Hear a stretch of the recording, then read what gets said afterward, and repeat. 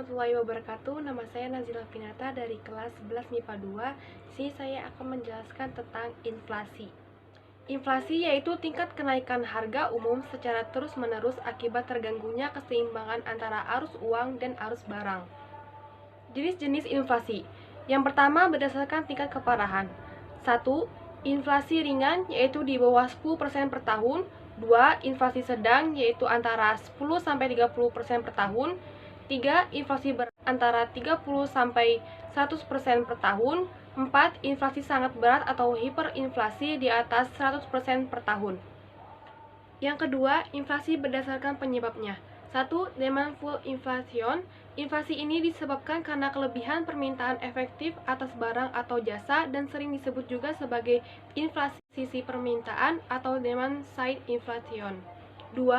Cost push inflation, yaitu kenaikan biaya produksi atau cost push dapat mendorong harga penawaran barang meningkat dan mengakibatkan inflasi. Yang terakhir, inflasi karena permintaan dan penawaran, yaitu di Indonesia inflasi tersebut terjadi karena permintaan terhadap barang atau jasa relatif lebih tinggi dibandingkan dengan ketersediaannya. Selanjutnya, inflasi berdasarkan asalnya. 1. Inflasi yang berasal dari luar negeri, yaitu inflasi ini timbul karena adanya inflasi di luar negeri yang mengakibatkan naiknya harga barang di dalam negeri. Yang kedua, inflasi yang berasal dari dalam negeri, yaitu terjadi karena jumlah uang di masyarakat lebih banyak daripada yang dibutuhkan. Inflasi ini juga dapat terjadi ketika barang atau jasa tertentu berkurang, sedangkan permintaan pasar tetap, yang membuat harga menjadi naik. Selanjutnya, dampak inflasi.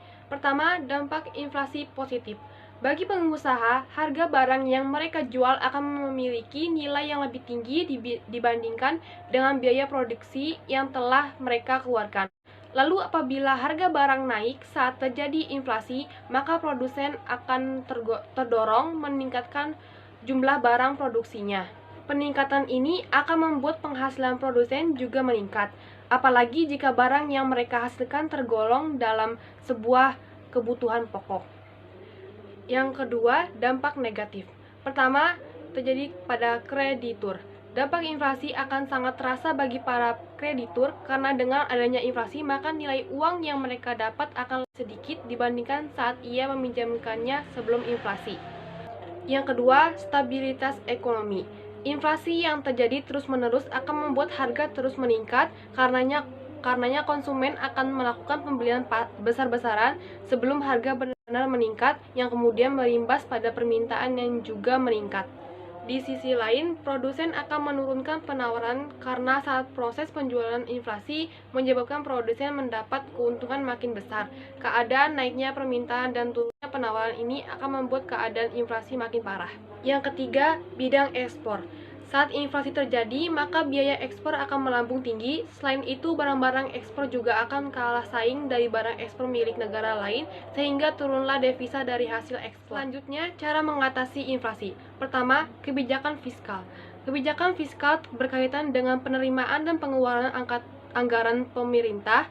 Kebijakan fiskal yang dilakukan pemerintah untuk mencegah inflasi adalah dengan mengurangi pengeluaran pemerintah, meningkatkan tarif pajak, serta melakukan pinjaman. Yang kedua, kebijakan non-moneter dan non-fiskal.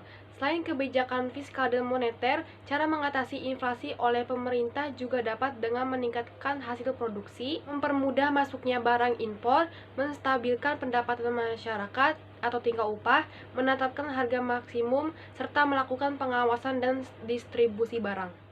Sekian dari saya, kurang lebihnya mohon maaf. Wassalamualaikum warahmatullahi wabarakatuh.